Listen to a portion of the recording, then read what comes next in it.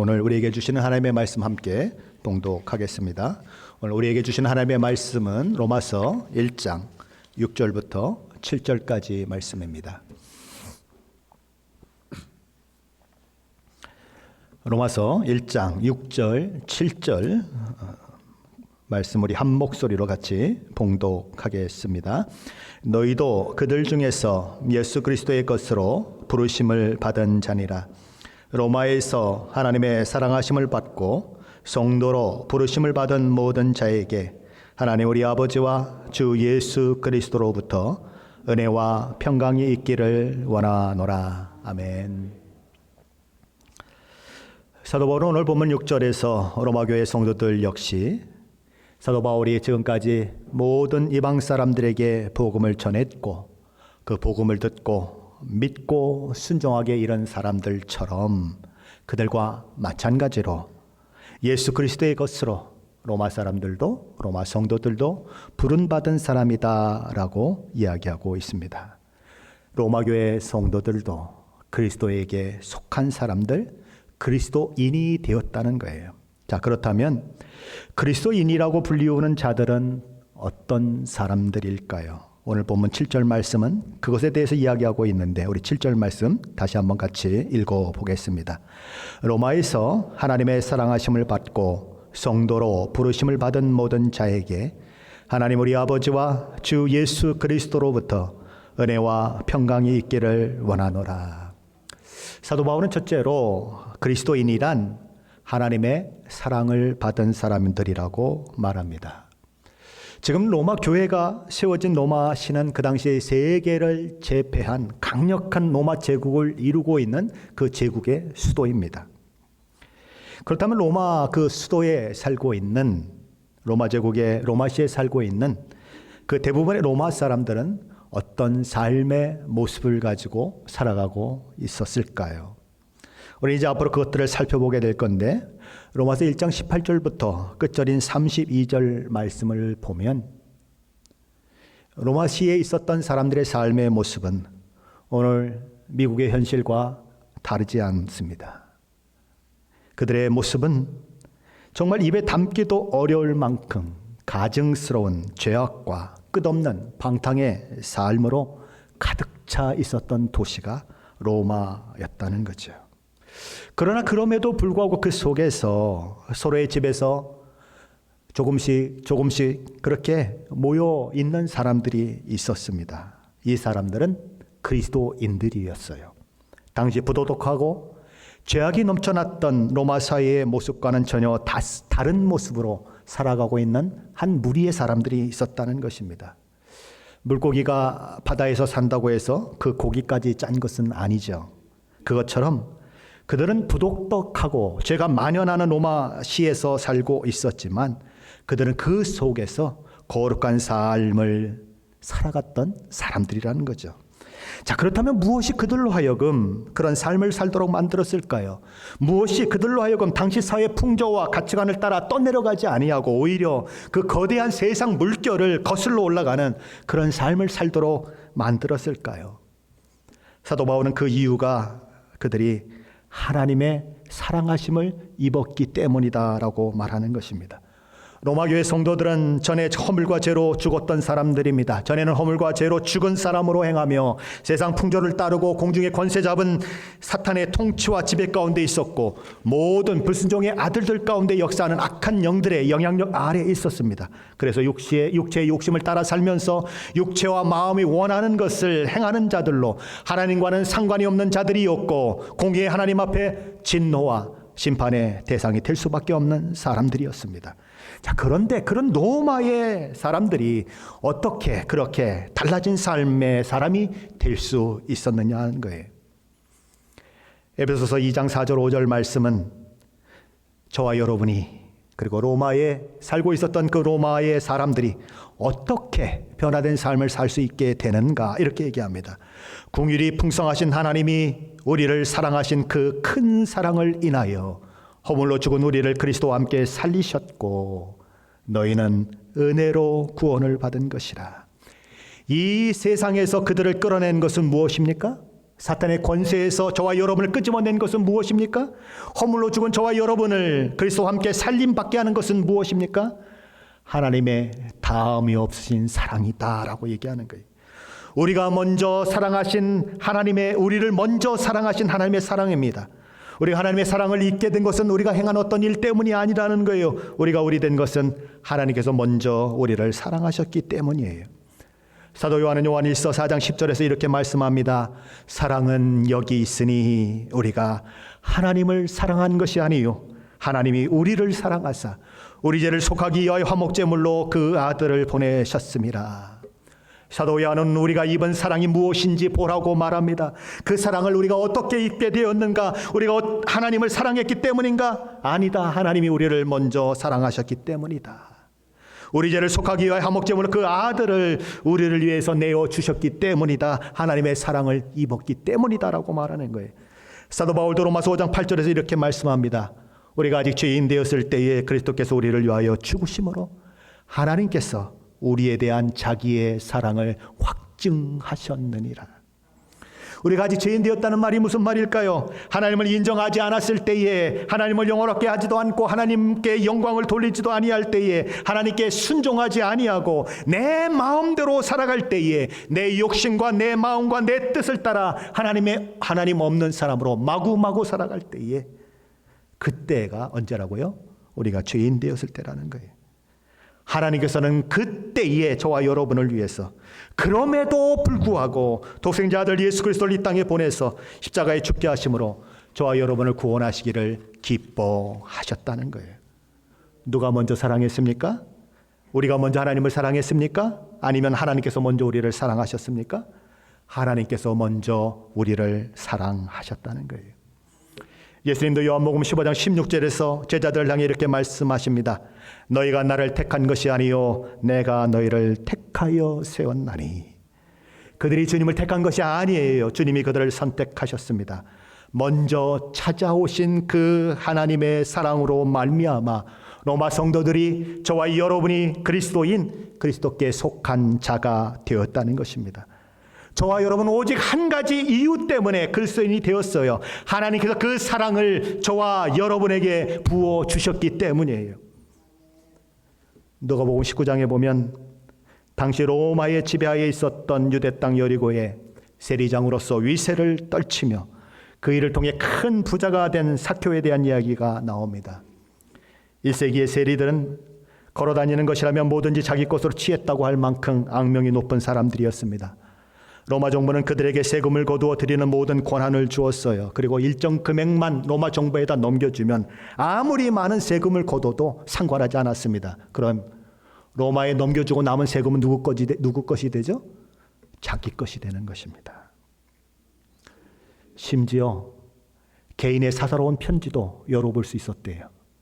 그래서 그 내용을 보고 세금을 매길 수 있었다고 합니다.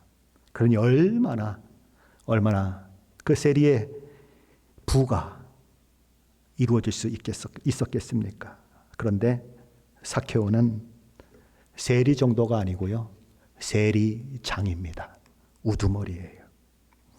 어느 날 세관에 앉아있던 그에게 그 당시 그 지역에도 점점 이름이 알려지고 있었던 예수께서 자기 동네를 지나간다는 소식이 들리게 됩니다. 사람들은 벌써부터 그분을 보려고 몰려들었어요. 삭개오도 그 예수님을 보고 싶어 하지요. 하지만 사람들이 둘러싸인 예수님을 볼 방법이 없습니다. 그는 너무 키가 작았기 때문이죠. 그래서 그냥 점프를 하는 겁니다. 꽁충 뛰고 했는데 예수님은 전혀 볼 수가 없어요. 그래서 삭개오는 다른 방법을 생각하게 되는 것입니다. 이 무리들이 가는 방향이 어디로 가는가를 보고 있어요. 그리고 그냥 쏜살같이 앞으로 달려가서 무리들이 갈 만한 곳에 돌감람나무 위에 올라가게 되는 것이지요. 그래서 거기서 예수님이 지나가기를 바라보고 있는 것입니다. 사람들이 점점 돌감람나무 가까이로 오게 되는 것입니다. 삭개오는 얼굴이 환해졌어요. 보인다! 보여! 예수의 얼굴이 보인다! 그래서 만면에 미소를 지으며 예수님을 바라보고 있었죠. 그런데 이 돌감람나무 옆을 그냥 지나가려고 하시는 것처럼 보였던 예수님이 그 삭개오가 올라간 돌감나무 앞에 딱 멈춰 서시는 거예요. 그리고서는 위를 쭉 쳐다보시는 것입니다.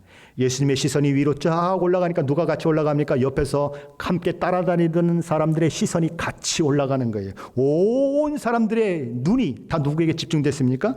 삭개오에게 집중됐어요. 아마 삭개오는 심장이 멎을 뻔했을 것입니다. 사람들의 마음속에 이런 마음이 있는 거죠. 얘 누구야? 매국노, 죄인, 사기꾼, 도둑놈 삭개오가 저기 있네. 수많은 사람들이 매서운 눈길로 쳐다보는데 삭개오는 얼른 내려와서 그냥 꽁지가 빠지도록 도망가고 싶었어요. 그런데 예수님의 시선이 그와 마주쳤어요. 그러자 얼어붙은 듯 몸이 움직이질 않아요. 그래서 그는 가만히 그 위에서 예수님을 바라보고 있는 것입니다. 예수님은 그런 삭개오에게 말합니다. 삭개오야, 속히 내려오라. 내가 오늘 내 집에 유하여야 하겠다. 예수님은 삭개오에게 내가 네 집에 거했으면 좋겠다, 허락해 줄래? 라고 묻지 않으셨어요.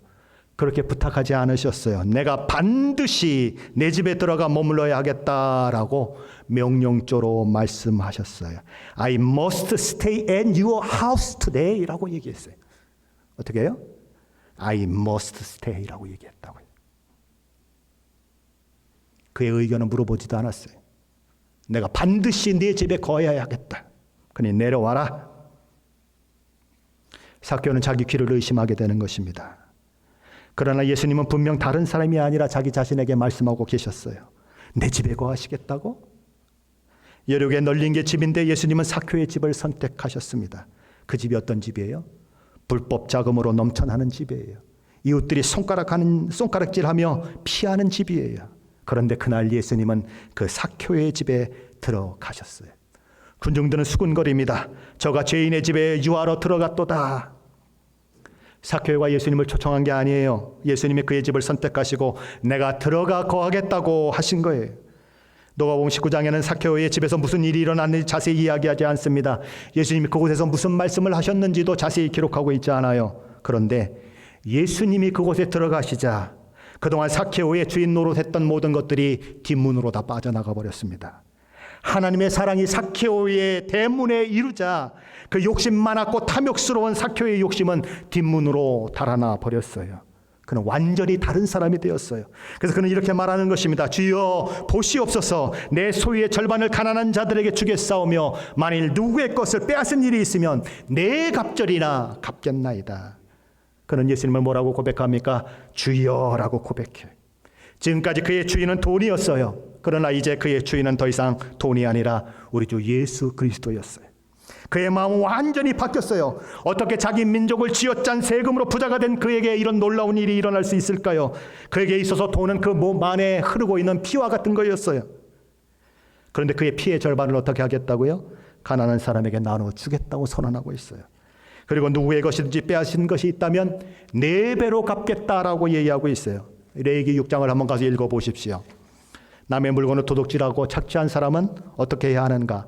원금에다가 플러스 20%, 원금에 해당되는 20%를 주면, 쉽게 말하면 120%를 되돌려주라고 되어 있어요. 100%를 도둑질했으면.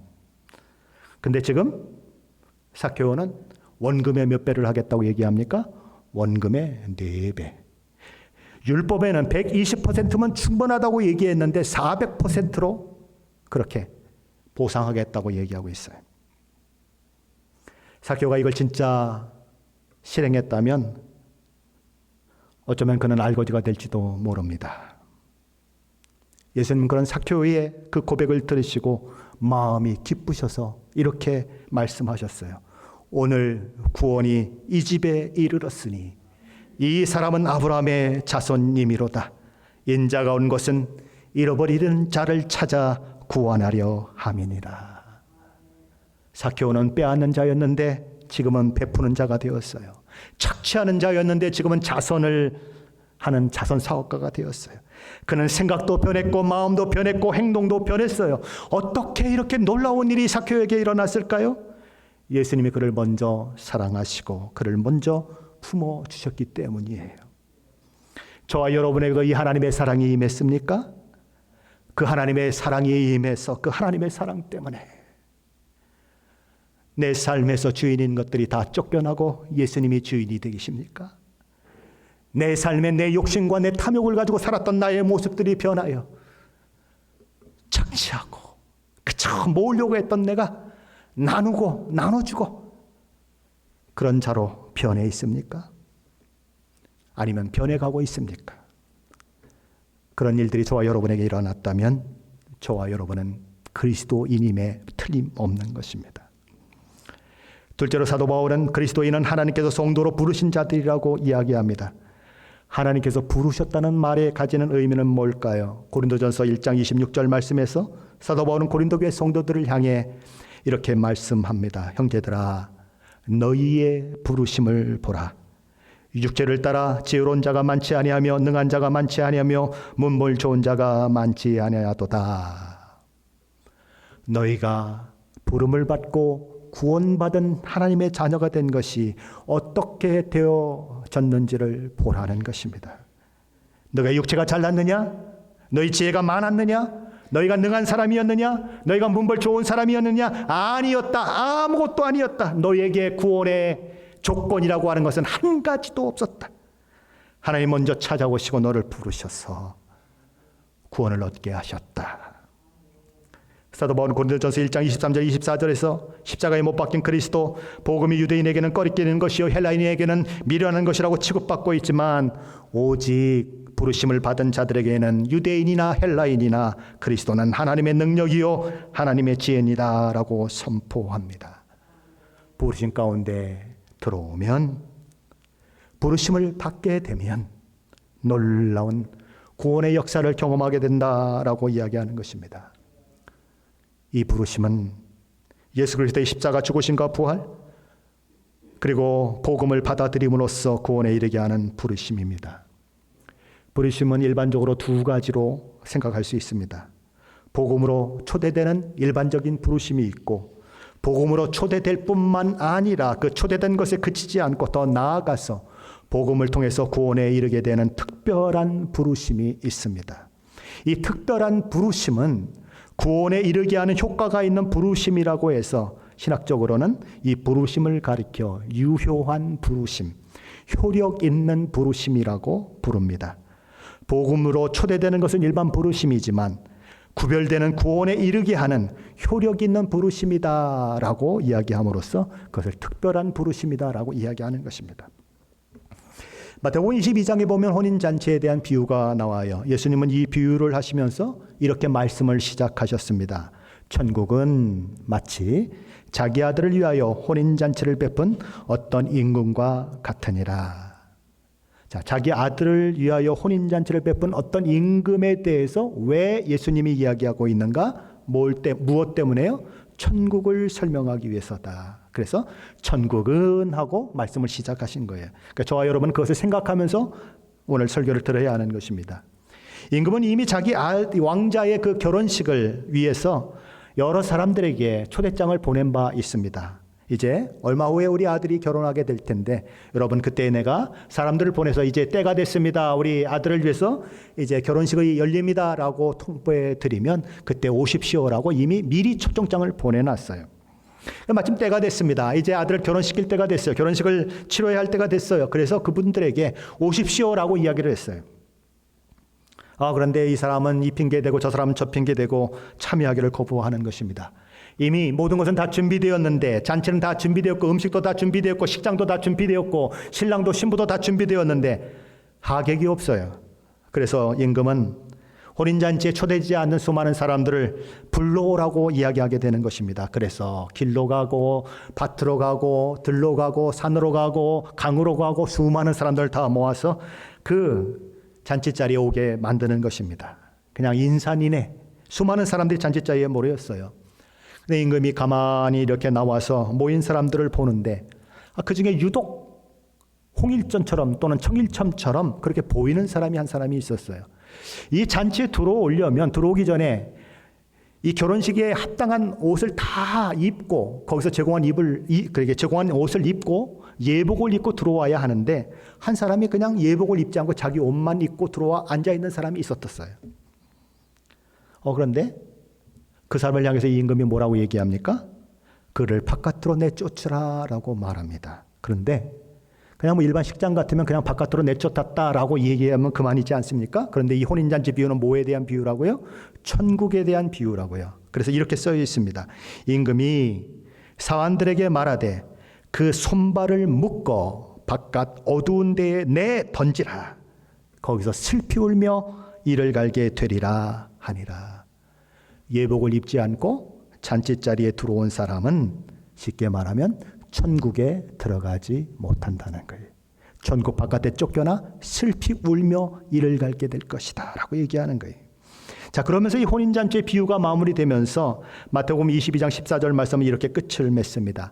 청함을 받은 자는 많되 택함을 입는 자는 적으니라. 앞에서 말하는 청함을 입은 자는 뭡니까? 일반적인 부르심 가운데 있는 사람들입니다. 뒤에 있는 택함을 입은 자는 누구입니까? 효력 있는 부르심을 받은 자들이에요. 구원에 이르게 하고 천국 백성이 되게 하고 하나님의 자녀가 되게 하는 그 부르심 가운데 있는 사람들, 그 효력 있는 부르심으로 택함 받은 사람들은 적다라고 얘기하는 것입니다. 오늘 이 자리에도 수십 명의 사람들이 함께 앉아서 말씀을 듣고 있습니다. 특별히 로마서를 저는 강의하고 있어요. 5번째예요. 복음에 대해서 우리는 계속해서 나누고 있습니다. 복음에 대한 이야기를 하고 있어요. 여러분은 복음에 대한 이야기를 듣고 있습니다. 그런데 반응은 2가지로 나타나요. 어떤 분들은 선포된 복음을 믿음으로 받아들이지만 어떤 분들은 선포된 복음을 믿기를 거부합니다. 그래서 한 사람은 구원받아 그리스도인이 되는데, 성도가 되는데, 다른 사람은 구원받지 못한 사람으로 남아있게 되는 것입니다. 무슨 차이예요?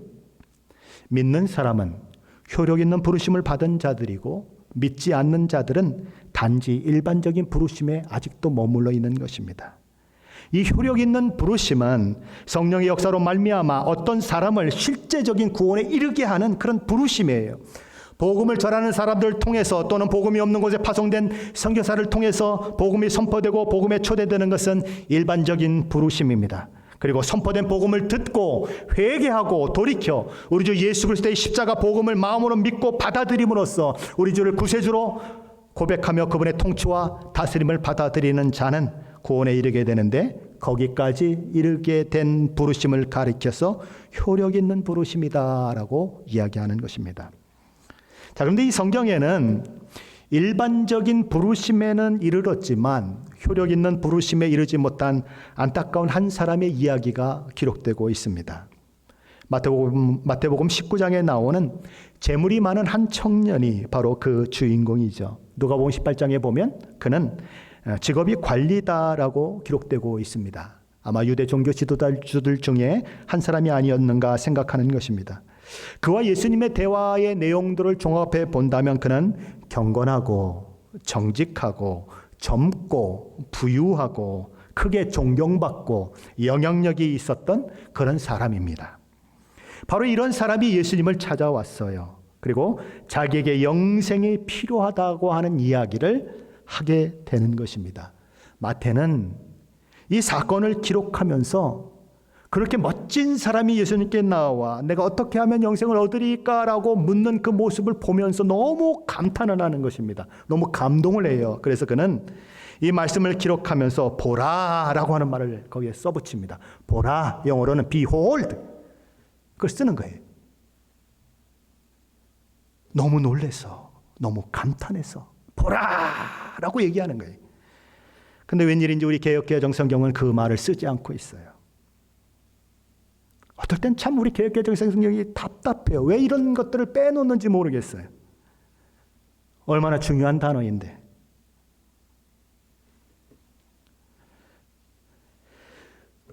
예수님을 찾아온 이 젊은 관원은 자기가 원하는 것이 무엇인 줄을 알았고 또한 자신이 그것을 가지지 못했다고 하는 사실도 알았습니다.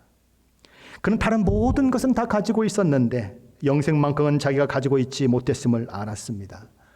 그래서 그는 예수님 앞에 나와서 내가 무엇을 하여야 영생을 얻으리까? 라고 묻고 있는 것입니다. 그는 올바른 동기를 가지고 예수님을 찾아 나왔습니다.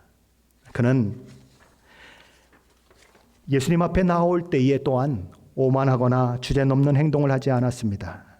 자기가 어떤 모습인지를 알았기 때문에, 자신이 구원이 필요한 존재임을 알았기 때문에 그는 예수님을 만나자 예수님 앞에 꿇어 엎드려서 간구했어요. 무릎을 꿇고 절하면서 예수님께 간구했습니다. 같은 사건을 기록하고 있는 마가복음 10장 17절 말씀은 이렇게 기록합니다. 예수께서 길에 나가실새 한 사람이 달려와서 꿇어 앉아 묻자오되, 어떻게 해요? 꿇어 앉아 묻자오되, 선한 선생님이여 내가 무엇을 하여야 영생을 얻으리이까? 그는 올바른 동기를 가지고 예수님을 찾아 나왔을 뿐만 아니라 올바른 태도로 예수님을 대했습니다. 자, 그렇다면 이 청년이 나아가 도움을 구하는 분은 누구십니까? 예수 그리스도이십니다. 예수님은 그 시대에 어떤 랍비 한 사람에 취급되는 그런 분이 아니에요. 그 시대에 활동했던 한 선지자가 아닌 것입니다. 요즘 복음을 전도하는 전도자 정도의 분이 아니신 것입니다. 그는 누구세요? 하나님의 아들이시고 친히 영생을 선물로 주실 수 있는 분이에요. 그런 의미에서 이 청년은 자신의 문제를 가지고 그 문제 해답과 해결의 원인이 되시는 예수 그리스도를 찾아 나섰다고 하는 것은 대상도 올바른 대상을 찾았다는 거예요. 자, 그런데 이 청년은 예수님께 나와 이렇게 물었습니다. 내가 무엇을 하여야 영생을 얻으리까? 라고 물었습니다. 내가 어떻게 하여야 영생을 얻으리까? 라고 하는 이 질문은 아무나 할 수 있는 질문이 아니에요. 저와 여러분 지금까지 신앙생활하면서 교회에 와가지고 이렇게 묻는 사람 보셨습니까? 내가 어떻게 하여야 구원을 얻을까요? 내가 어떻게 하여야 영생을 얻을까요? 제발 좀 가르쳐 주세요라고 묻는 사람이 있었습니까? 한번 손 들어보세요. 그런 분들 만난 분들 있으면. 나는 제 평생에 한 번도 만나보지 못했습니다. 무슨 말이에요? 내가 무엇을 하여야 영생을 얻으리까? 라고 하는 이 질문은 아무나 하는 질문이 아니에요. 정말 그것을 원하는 사람이 하는 질문이라는 거예요. 그는 누가 시킨 것도 아니에요. 그렇다고 누가 데려온 것도 아니에요. 그러나 스스로 찾아와서 자기 인생에 있어서 가장 중요한 질문을 우리 주 예수 그리스도 앞에서 하고 있다는 그런 면에서 그에게 높은 점수를 주지 않을 수가 없는 것입니다. 한번 보십시오. 그는 올바른 동기를 가지고 있습니다. 올바른 태도를 가지고 있습니다. 올바른 대상을 찾아왔습니다. 그리고 올바른 질문을 하고 있습니다. 퍼펙트하죠. 완벽한 것 같아요.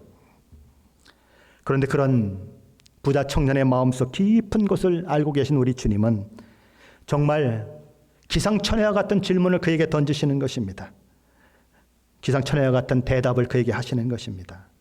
내가 생명에 들어가려면 계명들을 지켜라. 아니, 세상에 계명을 지킬 수 없어서 넘어지고 자빠지고 지옥에 떨어지는 자들 때문에 예수님이 십자가를 지러 이 땅에 오셨는데 그 예수님이 한다는 말씀이 뭐예요? 내가 생명에 들어가려면 계명들을 지켜라. 아니, 계명을 지켜서 구원받을 수 있다면 예수님은 뭐 하려고 오세요? 오실 이유가 없죠. 근데 그것 때문에 오신 예수님이 내가 생명에 들어가려면 계명을 지켜라라고 말씀하고 있는 거예요. 율법의 계명을 지켜라. 그러니까 이 젊은 청년이 얘기합니다. 선생님, 어느 계명을 지키면 될까요? 예수님 이렇게 말씀하셨습니다. 살인하지 말라, 간음하지 말라, 도둑질하지 말라, 거짓 증언하지 말라, 내 부모를 공경하라, 내 이웃을 내 자신과 같이 사랑하라 하신 것이니라. 율법을 두 가지로 정리하면 하나님을 사랑하는 것이고 옆으로는 사람들을 사랑하는 거죠. 예수님은 사람에 대한 계명들을 다 언급하시면서 그것을 총체적으로 이렇게 말씀하셨어요. 내 이웃을 내 자신과 같이 사랑하라 하신 것이니라. 그것이 계명을 다 지켰다라고 얘기할 수 있는 사람의 모습이라는 거예요. 그래서 이 부자 청년이 말합니다. 내가 이 모든 것을 다 지켰사온데 그래도 내게 부족한 것이 무엇이 있겠습니까? 그러자 예수님이 그를 바라보십니다. 그리고 말씀하십니다. 마가복음 10장 21절에서는 예수께서 그를 보시고 사랑하사 이르시되라고 되어 있어요. 하나님이 그를 깊이 사랑했습니다. 그가 정말 원하는 영생을 그가 얻기를 예수님이 정말 바라셨어요. 그래서 정말 깊은 사랑의 마음으로 예수님은 이렇게 말씀하셨어요. 내가 온전하고자 할진대 가서 내 소유를 팔아 가난한 자들에게 주라. 그리하면 하늘에서 보화가 내게 있으리라. 그리고 와서 나를 따르라. 그러자 젊은 관원은 큰 근심 중에 빠져버렸습니다. 그리고 이내 낙심해서 예수님을 떠나버렸어요. 그는 주께서 네 이웃을 네 자신과 같이 사랑하라 하신 것이니라 라고 말씀했는데도 불구하고 내가 이 계명을 다 지켰나이다 라고 자신만만하게 대답했던 사람이에요. 만일 어떤 사람이 저와 여러분을 찾아와서 나는 당신을 내 몸보다도 더 사랑합니다 라고 이야기한다면 여러분은 그것을 어떻게 확인할 수 있겠어요? 어떻게 확인하면 그가 정말 자기 몸처럼 나를 사랑하는지 알 수 있겠습니까? 예수님처럼 물으면 돼요. 내가 가진 모든 것 다 내게 줘봐. 그럼 정말 네가 네 몸처럼 나를 사랑하는지 알게. 그렇잖아요. 정말 내가 다른 사람이 나를 사랑한다면, 다른 사람이 나를 정말 자기 몸처럼 사랑한다면 그 모든 것들 나한테 줄 수 있어야 되는 거 아니에요? 왜요? 내게 내 거고 네게 내 거잖아요. 그렇죠? 맞죠? 그렇게 돼야 되는 거잖아요. 근데 그러질 못하는 거예요. 예수님 바로 그 질문을 던진 거예요. 너가 정말 내 몸처럼 이웃을 사랑한다고? 그러면 내 것 다 팔아봐. 예수님이 그 질문을 하신 것입니다. 부자 청년에게 무엇 때문에요? 부자 청년을 사랑하기 때문에, 부자 청년이 영생을 소유하기를 원하셨기 때문에 예수님은 그렇게 도전하신 거예요. 그래서 내가 무엇이 더 부족합니까? 그러며 자신의 허물과 자신의 죄인됨을 고백하지 못하고 있는 그에게 깨달음이 있게 하시기를 원하셨던 거예요. 그는 예수님이 이 말씀을 하셨을 때에 엎어져야 마땅해요. 자신이 이웃을 내 몸과 같이 사랑했다고 다 했다고 자신만만하게 얘기한 것이 얼마나 거짓말이었는지를 고백해야 마땅한 거예요. 자신에게는 그만한 능력도 없고 그것을 할 만한 그런 마음도 없는 죄인이라고 하는 사실을 예수님 앞에 고백해야 하는 거예요. 그냥 뭐 다 이루었어요. 내가 뭐 못한 게 뭐 있어요. 내 하나님 앞에 충성하지 않은 게 뭐 있어요. 라고 얘기하는 게 아니라 예수님이 이 말씀을 하셨다면 그렇군요. 나는 내가 다 이루어졌는지 알았는데, 내가 다 실천했는지 알았는데 그게 아니었군요. 내가 죄인이었군요. 내가 잘못됐군요. 라고 예수님 앞에 엎어져야 맞아요. 예수님은 그걸 원하셨어요. 그 엎어짐을 원하셔서 율법을 위해서 이 땅에 오신 것이 아니라 십자가에 대신 죽으러 오셨는데도 불구하고 율법을 지켜라라고 말씀하시고 네가 가진 것을 다 나누어 주라고 말씀하신 거예요. 그런데 이 부자는 그러지 못하는 거예요. 여전히 자기 의의를 가지고 나는 괜찮다고 하는 생각을 가지고 우리 주님 앞에 엎어지지 못하는 거예요. 그는 실패하고 돌아가는 것입니다. 삭개오는 자신이 피와 같이 번 돈을 절반을 가난한 자에게 주고 누군가 그것을 착취했다면 원금의 4배를 갚겠다고 고백하며 구원에 이른 반면에 모든 것을 다 갖췄고 아름답고 멋지고 건강하고 젊고 도덕적이고 모든 사람의 존경과 그리고 칭찬을 받았던 젊은 관원은 끝내 영생을 주시는 예수 그리스도 앞에서 근심을 하며 돌아가는 거예요. 뭐 때문에 왔는데요? 영생을 얻기를 위하여 왔는데 영생을 주시는 그 예수 그리스도 앞에서 근심하며 떠나가는 거예요. 나는 실제적으로 죄가 없습니다. 나는 율법을 다 지켰습니다. 나 자신을 내가 보아도 나가 대견해요. 내가 얼마나 아름다운 사람인지 몰라요. 자기 의에 빠져 있는 사람은 결코 구원을 얻을 수 없습니다. 자기 스스로 의롭다고 생각하는 이 부자 청년처럼 어리석은 사람일 뿐이에요. 복음은 말 그대로 기쁜 소식이에요. 그러나 이 복음은 자신을 죄인으로 아는 사람에게만 기쁜 소식이에요. 예수님의 분명한 가르침은 자기 죄를 인정하고 회개하지 않는 자들은 구원받은 은혜에 이르지 못한다라고 얘기해요. 성경은 모든 사람이 죄인이라고 선언해요. 모든 사람은 죄의 허물로 인해서 영적으로 죽었다고 선언해요. 그러나 모든 사람이 자신이 죄인이라고 생각하는 건 아니에요. 모든 사람이 자기가 영적으로 죽었다고 생각하는 건 아니에요. 나는 죄인이 아니라고 생각해요. 나는 영적으로 죽지 않았다고 생각해요. 그래서 복음이, 능력의 복음이 그에게 영향을 미치지 못하는 거예요. 그 죄 가운데 있다가 죄 가운데 죽어가는 거예요. 누구처럼요? 젊은 관원처럼. 정말 자신의 죄를 고백하고 회개하고 돌이켰다면 그는 예수님께 받아들여질 것이고 영생을 주시기를 기뻐하신 예수님을 통해서 영생을 누리는 자가 되었을 것이고 예수님의 사랑받는 자녀가 되었을 거예요. 그러나 그는 그렇게 하지 않음으로써 마지막 날 이 땅에 예수님이 심판자로 오실 때 심판에 처해질 수밖에 없는 상황을 만난 것입니다. 우리가 우리 된 것은 우리의 선함이나 우리의 삶의 자랑스러운 모습이나 우리 안에 있는 어떤 것 때문이 아닙니다. 그것은 하나님의 사랑에서 왔습니다. 하나님의 영원하고 측량할 수 없는 사랑하심의 결과예요. 하나님께서 무엇을 보고 우리를 사랑하셨을까요? 정말 우리는 그것을 모르는 것입니다. 그것은 참 기이한 일이에요. 우리가 아직 죄인 되었을 때 그리스도 예수께서 우리를 위해 십자가에 달려 죽으셨어요. 하나님은 그 일을 우리를 위해서 이루셨어요. 우리가 죄인 되었을 때에 하나님을 거역하고 멀리 떨어져 있었는데도 불구하고 바로 그때 하나님은 그 일을 하셨어요. 사도 요한은 그 사랑이 너무 아름답고 그 사랑에 너무 감동해서 너무 감격해서 요한일서 3장 1절 상반절에서 이렇게 외칩니다. 보라, 아버지께서 어떠한 사랑을 우리에게 베푸사 하나님의 자녀라 일컬음을 받게 하셨는가. 우리가 그러하도다. 보라, 아버지께서 어떠한 사랑을 우리에게 베푸사 하나님의 자녀라 일컬음을 받게 하셨는가. 우리가 그러하도다. 예수 믿는 우리 역시 이런 고백을 하고 있는 사도 요한과 동일하게 그 하나님의 사랑을 입은 자들로 그 하나님의 효력 있는 부르심을 통해 하나님의 자녀가요 성도가 된 자들인 것입니다. 그러므로 이제 우리는 어떻게 살아야 하는가? 사도 요한은 요한일서 3장 2절로 3절에서 이렇게 말합니다. 사랑하는 자들아, 우리가 지금은 하나님의 자녀라.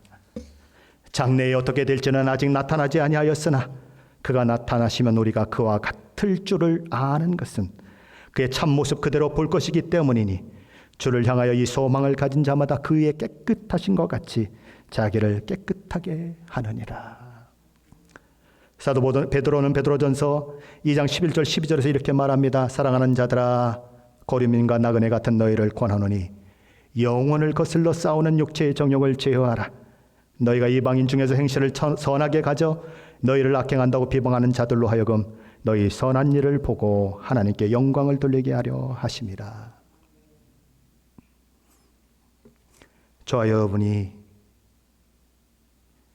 성도로 하나님의 자녀로 불려지는 것은 하나님께서 먼저 저와 여러분을 사랑하심 때문이고 하나님이 저와 여러분을 먼저 찾아오셔서 부르셔서 하나님의 자녀 삼아주신 이유인 것입니다. 그 하나님의 은혜 때문에 우리는 은혜라고 하는 말만 들면, 은혜라고 하는 말만 찬양하면 감동이 밀려오는 거예요. 모든 것이 은혜입니다라고 얘기하면 감동이 밀려오는 거예요. 나 같은 것이 무엇인데 하나님 나를 찾아오셨어요. 나 같은 것이 무엇인데 당신의 아들을 십자가에 못 박으셨어요. 은혜라고 밖에는 고백할 수가 없네요. 하나님의 은혜가 너무 크네요. 은혜, 모든 것이 은혜라네. 왜 하나님이 저와 여러분에게 그런 은혜를 베푸셨습니까? 은혜 받은 자로 사케오처럼 살라는 거예요. 예전과 똑같이 살지 말고, 예전과 똑같이 돈의 노예가 되어 살지 말고, 돈은 내 피야! 라고 그렇게 생각하며 살지 말고, 나누고, 진짜 주인이 누구인 줄 알고 사는 사람 되라고. 그래서 이 세상 가운데 살면서 하나님의 자녀가 누구인지, 하나님 왜 우리를 십자가에 달리신 예수 그리스도를 통하여 구원하길 기뻐하셨는지 드러내라고 예수님 저와 여러분에게 은혜를 베푸신 거예요. 하나님 먼저 저와 여러분을 사랑하셨어요. 하나님이 저와 여러분을 먼저 찾아오셨어요. 못난 우리를 찾아오시고 죄된 우리를 찾아오시고 온 세상 사람들이 손가락질 할 수밖에 없는 저와 여러분을 찾아오셨어요. 그 은혜로 저와 여러분은 성도가 되어 있고 하나님의 자녀가 되어 있어요. 그것을 잊지 마십시오. 그 은혜를 마음 가운데 간직하고 그 은혜를 아는 자로 매일매일을 살아가십시오. 예수 그리스도 이름으로 그런 일들이 저 여러분 가운데 있으시기를 간절히 축원합니다.